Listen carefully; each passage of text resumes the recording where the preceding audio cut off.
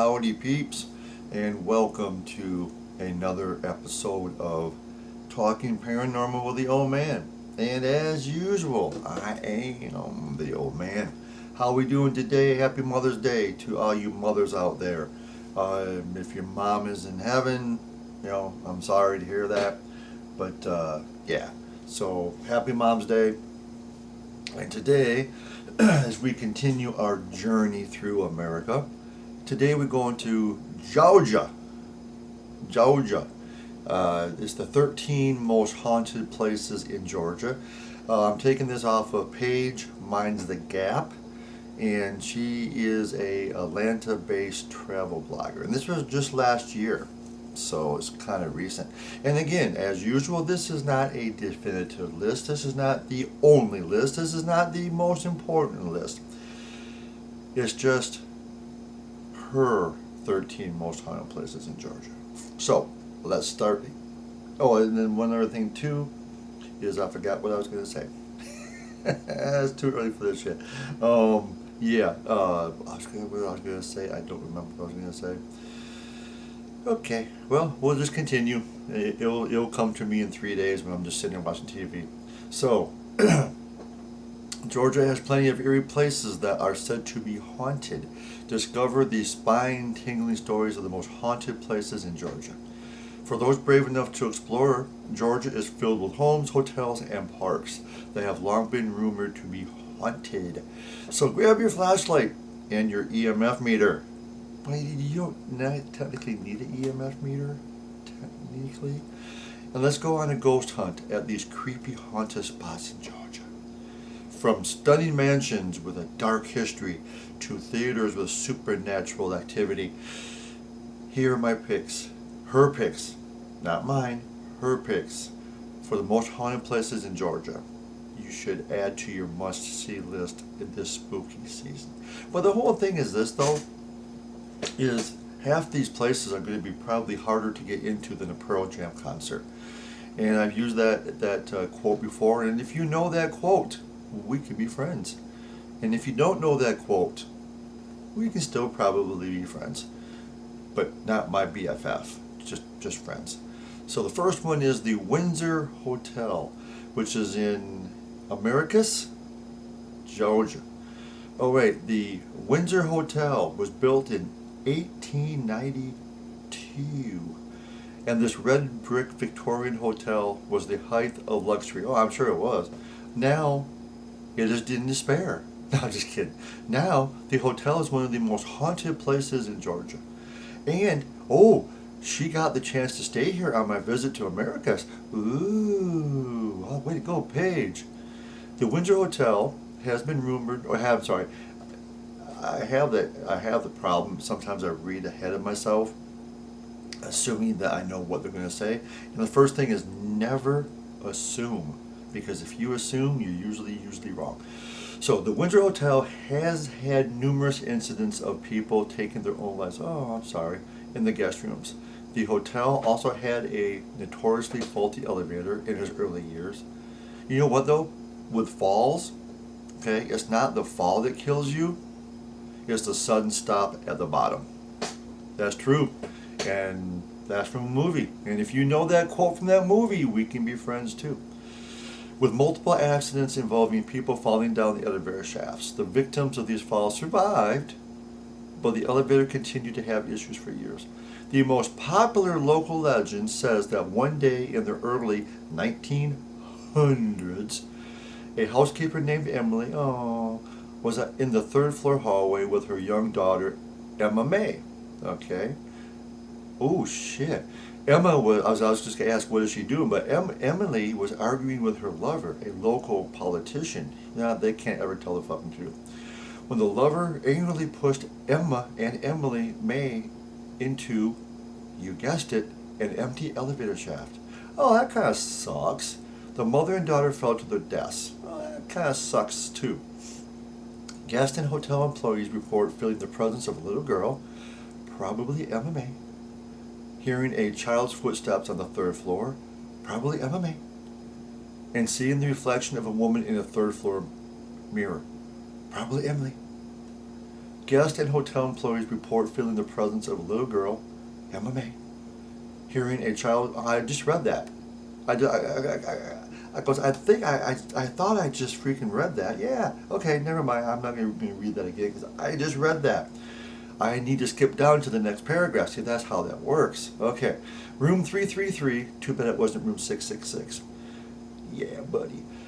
It's said to be the most haunted hotel room at the hotel. And see, I don't edit this shit out. I could edit it where I don't repeat that paragraph there, but I don't edit because I like to have my errors, because I make a lot of errors, included in my podcast and my YouTube too, because I don't like to edit. I mean, I can, but I don't like to, because I like to see people make mistakes, and I want to see people to see my mistakes, not because whatever, but because I make mistakes.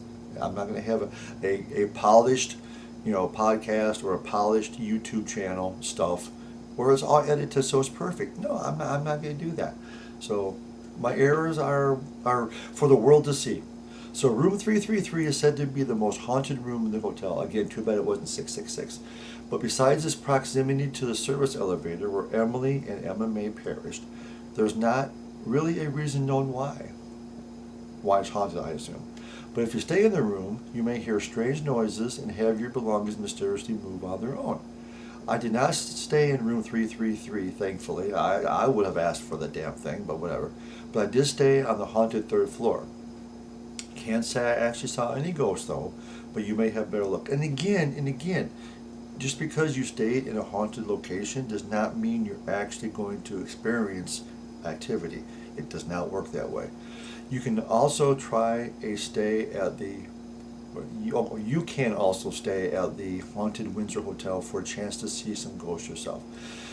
Number two is the Marshall House. Now that looks more like a hotel to me. It actually has a vibe of the French Quarter, actually, New Orleans. This is in Savannah, Georgia. The Marshall House is one of Savannah's best haunted hotels, and it has a rich history that contributes to all its hauntings. Established in 1852 under the stewardship of Mary Magdalene Marshall, it is one of Savannah's earliest lodgings and the city's oldest operational hotel. Oh, cool. So that was in 1852. Nice. During the Civil War, the hotel operated as a makeshift hospital for Union soldiers. Why would it be Union? Wouldn't it be Confederate? Because Georgia was Confederate. I might have to check that out. And once more, in the midst of multiple yellow fever outbreaks, the lower floors, once a surgery chamber, harbor a chilling secret. Oh shit! In the 1990s, that's not that. Oh, okay, hold on. Workers unearthed human remains. Oh shit! Believed to be the amputated limbs of soldiers concealed beneath the floorboards. Oh shit. The fourth floor is considered the most haunted part of the hotel. Room 414 is apparently the place to be if you want to experience the paranormal. Again, it's not a guarantee. During your stay at the Marshall House, be prepared to encounter disembodied voices, electronics, and lights going haywire, the sound of footsteps, and doors inexplicably opening and closing on their own. Guests report seeing the ghost of Mary Marshall. Wasn't she the steward? Yeah, okay. Still enjoying her hotel. In the former room of author Joel Chandler Harris, who the hell he is, a faint tap of a typewriter emulates. You may even hear and see the ghosts of children playing in the hallway, I got hiccups, or Civil War soldiers with missing limbs in the lobby. There are so many reports of ghostly activity at the Marshall House. It's easy to see why this is considered the most haunted spot in Savannah. Here we go again, the most haunted spot. But even so, guests seem to enjoy their stay at the historic hotel. Yeah, I mean, the hotel looks kind of okay. I mean, it's okay. It's not spectacular, but it's definitely an old one. I would stay there just because. Okay, number 3 is the Pirate's House. Aye, matey, aye. And that is in Savannah, Georgia also. The Pirate, see, that was my pirate impersonation. My high school mascot was the pirate, or pirates. So yeah, aye, matey, aye. I really should find my pirate hat. I'm feeling kind of like, piratey. The Pirate's House restaurant occupies one of Savannah's oldest structures. Ooh, really? Originally established in an inn in 1753. It looks old, but it doesn't look that old. Well, maybe it does. What does it say? Parking. Okay, cool. It gained. It gained. It swiftly gained notoriety as a gathering spot for pirates and seafarers. The restaurant comprises several interconnected buildings, including the Herb House, which is considered Georgia's oldest standing building. Okay. Inside the restaurant, you can still see the entrance to a tunnel used to kidnap and Shanghai men to make them part of the pirates' ship's crew. Before it was sealed off, people reported hearing voices coming from inside the tunnel. Now, Shanghai, you may or may not have known this. I pause for a second so I can get a sip of my chocolate milk.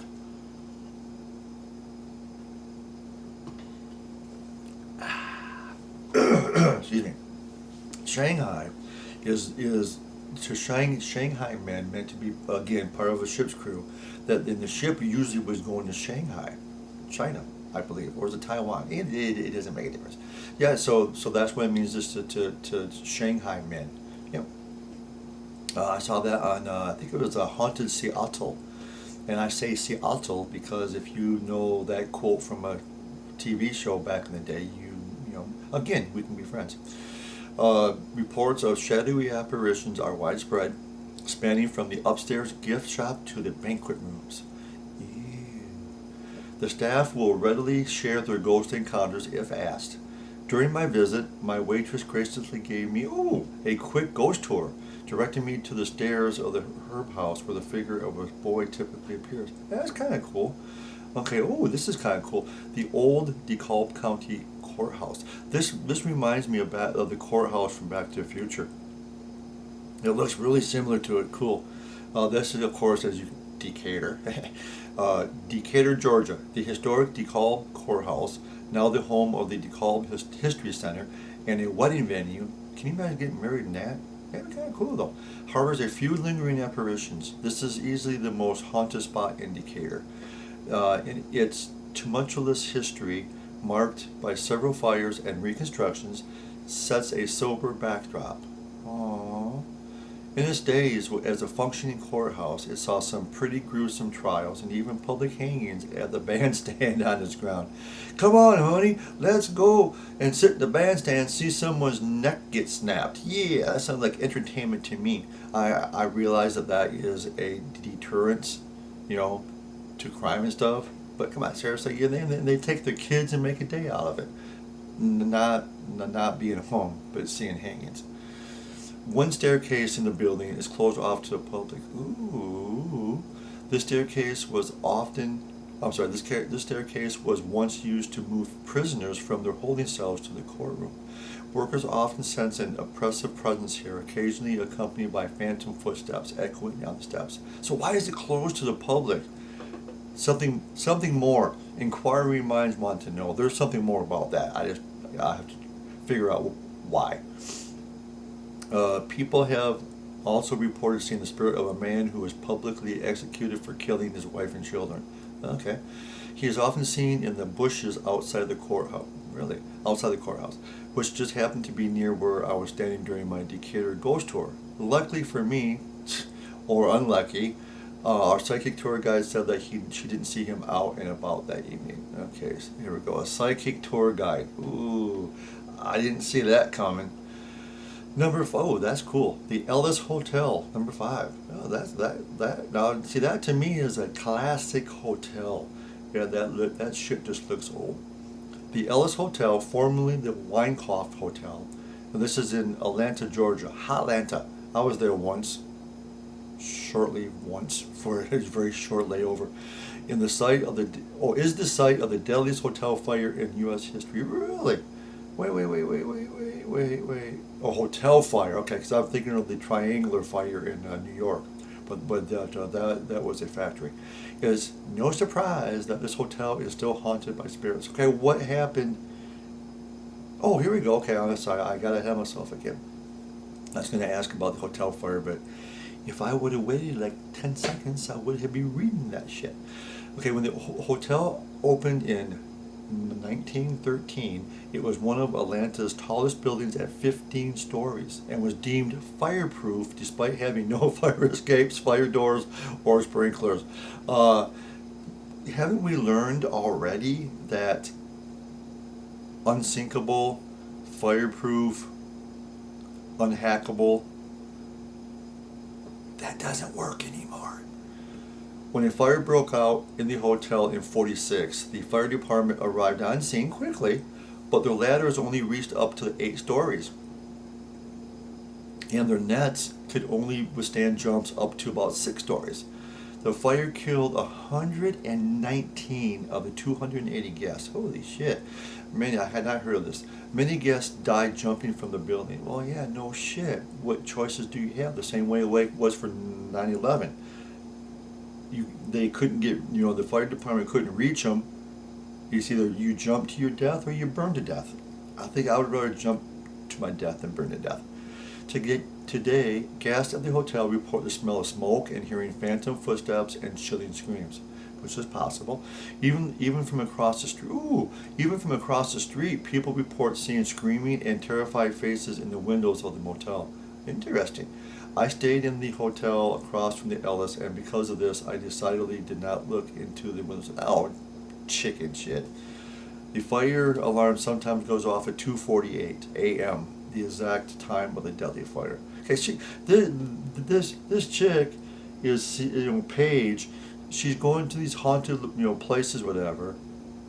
She's writing about them, but she's so scared that she's not going to look into their windows at night. Dude, come on! I'll be setting up a freaking camera, or video, I should say, towards that hotel, and have that run the whole freaking night, man. Seriously. God, you missed a golden opportunity, Paige. The Ellis Hotel is up to code now. No shit. In fact, within days of the fire, cities all over the country began enacting more stringent safety ordinances. So these people that died, they did not die for nothing. Number 6 is the Fox Theater. We have a Fox Theater in Detroit. This is in Atlanta. The Fox Theater is a gorgeous building. You can only see the outside. It doesn't look that gorgeous to me. Built in the 20s with, Islamic and Egyptian design elements. Easier to pronounce than what I thought it was going to be. Egyptian I can say. Islamic, I thought I might have a problem with that, but I said it just nicely. Thank you. This is the best place in Atlanta to see a live performance, but also might be the most haunted spot in Atlanta. Yeah, whatever. Among the theater's many apparitions is Roosevelt, the theater's most renowned ghost, who was the overseer of the boiler room until his passing in 45. He doesn't like to be disturbed in his work, excuse me, and may slam doors and turn off the lights. There are even more eerie stories of shadowy figures roaming the building, sudden blasts of cold air, and odd technical glitches during shows. Well, that happens all the time.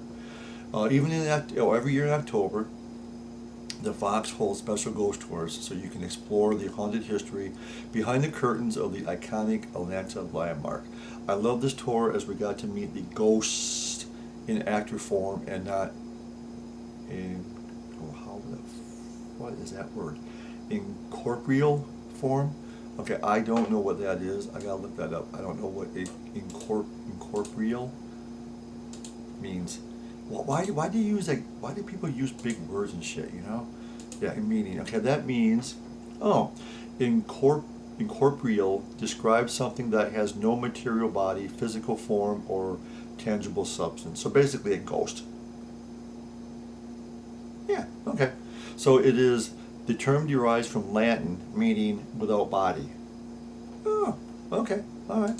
So cool. So an actor form and not a spirit form. Okay.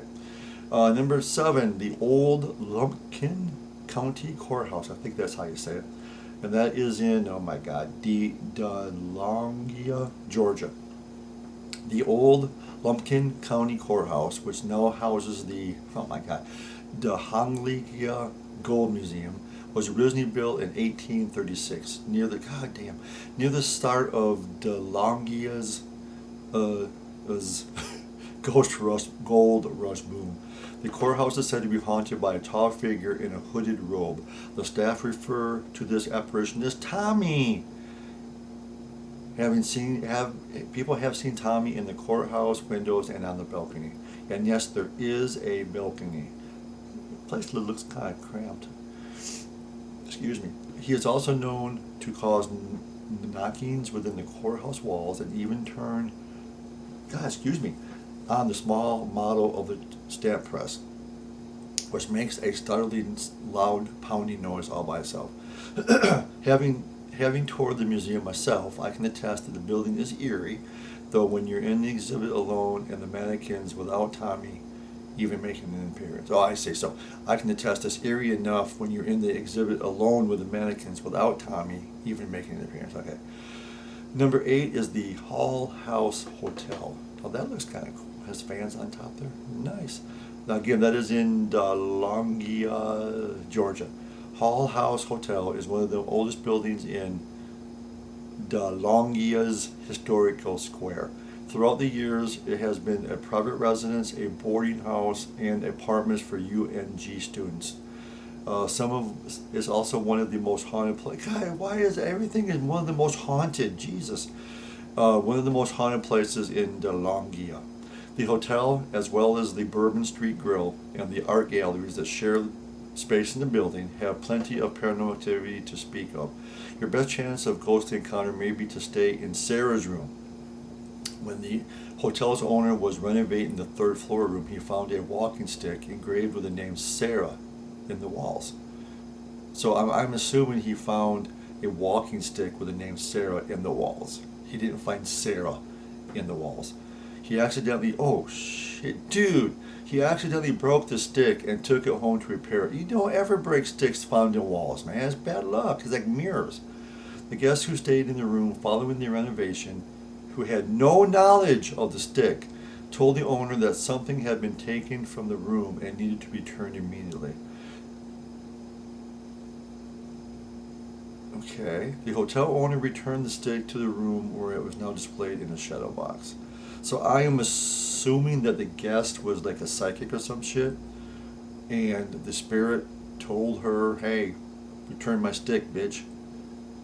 That's the best thing I can think of, because that sentence did not make any sense. Paige, that sentence did not make any sense at all.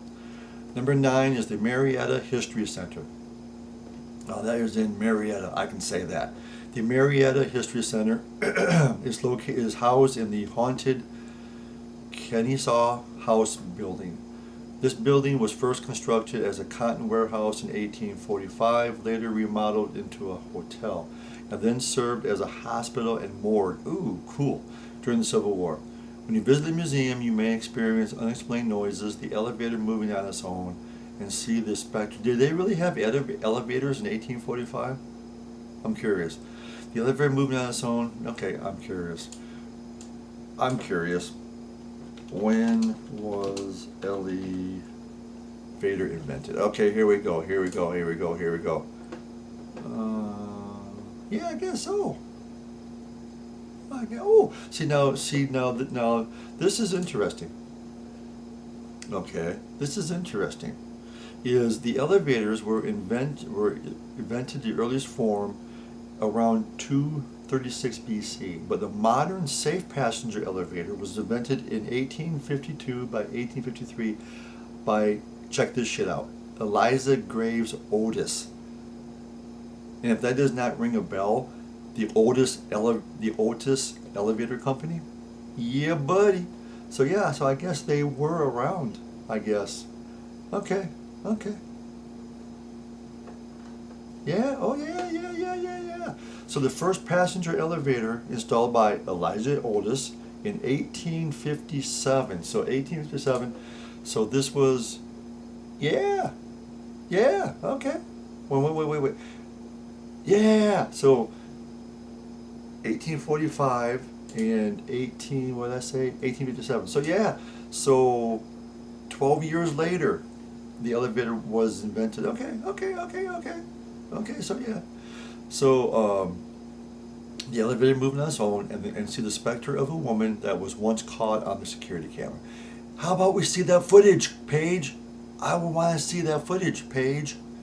A lady in a pink dress, identified as the wife of a former hotel owner, also often makes herself known to children visiting the museum. Ah, nice. Okay, the Kennesaw Mountain National, I'm sorry, number 10. The Kennesaw Mountain National Battlefield Park. Ooh, Civil War shit here. At the site of a bloody Civil War battle in the summer of 1864. So that would be, that was right after Gettysburg. Because Gettysburg was 1863. So a year after Gettysburg. It is not any surprise that Kennesaw Mountain National Battlefield Park is still home to some lingering spirits. I've never heard this before. 5,350 people died on these battlefields during the Battle of Kennesaw Mountain. I don't see no mountain. Yeah, there was a mountain there, I guess. The deadliest battles took place at Pigeon Hill and at Cheatham Hill, which became known as the Dead Angle. Oh, nice. Well, I mean, it's not nice if you're there and got dead, but while hiking the park's numerous trails, you may catch a glimpse of a ghostly specter, hear the sounds of cannons and gunshots, or even smell blood and gunpowder. Locals with homes that back up to a battlefield. Now that would be fucking cool. I've always said I would always want a house that backed up to a cemetery. You can investigate it all year round, set up cameras all year round, like live cameras all year round. That'd be freaking cool. And have homes that back up to shit like this, battlefields. Like my friend's aunt and uncle have also reported the ghosts of Civil War soldiers stopping by for a visit. Now that would be cool. All right, number 11 is Bullock Hall, I believe it is, and that's in Roswell, Georgia. Bullock Hall in Roswell is a beautiful Greek revival mansion that was the childhood home of Teddy Roosevelt's mother, Teddy. It also holds some dark history. Oh shit, here we go, dark history. And as it is reportedly haunted. Near where old slaves' quarters used to stand, people have seen the spirits of enslaved workers wandering the property.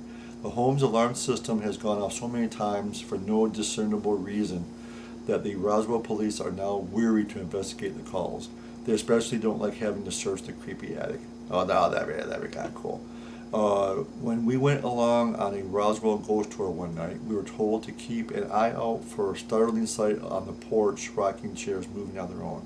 Some spirits are seemingly sitting on their porch, watching you. Oh yeah, that's what you do down south, man. You get a big old glass of sweet tea. Not my favorite, I prefer unsweet. But sweet tea, sitting there just rocking, watching the world go by, baby. Come on. Number 12 is Lake Lanier. Oh yeah, there's one left. Buford, Georgia. In the summer, Lake Lanier is a vacation hotspot with a water park and a vast lake. Even in the winter. What winters do you have in freaking Georgia? Seriously? An inch of snow every 4 or 5 years? Dude, come up here in Michigan. We'll talk winter. The water park becomes a winter wonderland, but under all that is a haunted, tragic past lurking just beneath the water. Dun, dun, dun, dun. When the man-made lake was created in the 50s, they displaced a black community and flooded the valley.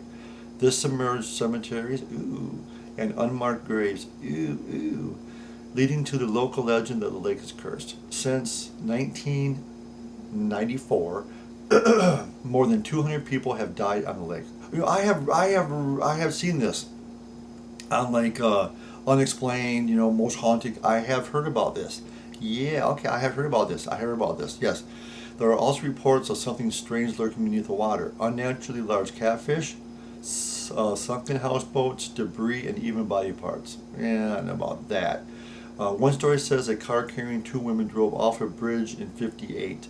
People report seeing the ghost of one of the women, the Lady of the Lake, wandering the bridge at night. Alright, so, number 13. Oh, that's a cool house. The Johnston Felton Hay House.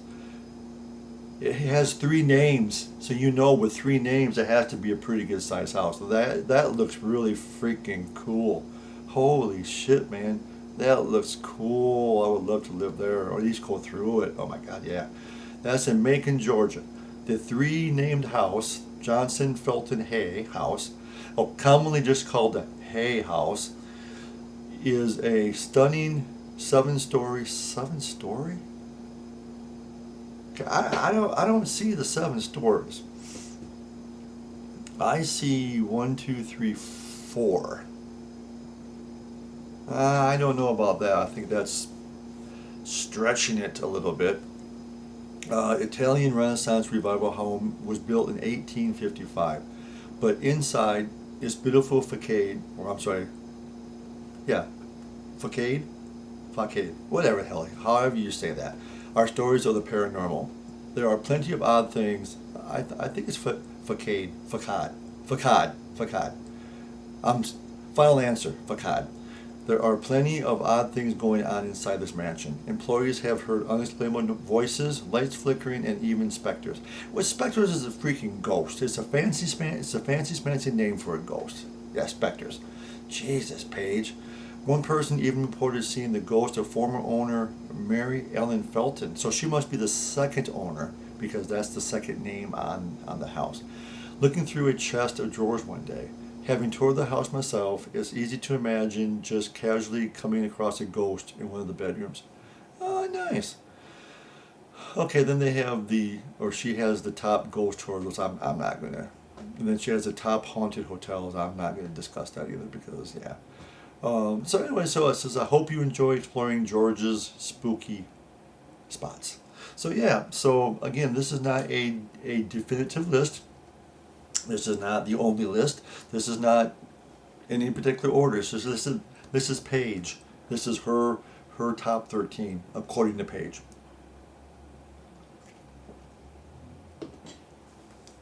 Chocolate milk. So yeah, again as usual, if you live in Georgia or if you visited Georgia and been to any of these haunted locations, let me know. I'm curious. Did you catch anything? Did you see anything? I am legitimately curious. Like seriously, I'm not joking. I'm curious. So again, thank you for listening.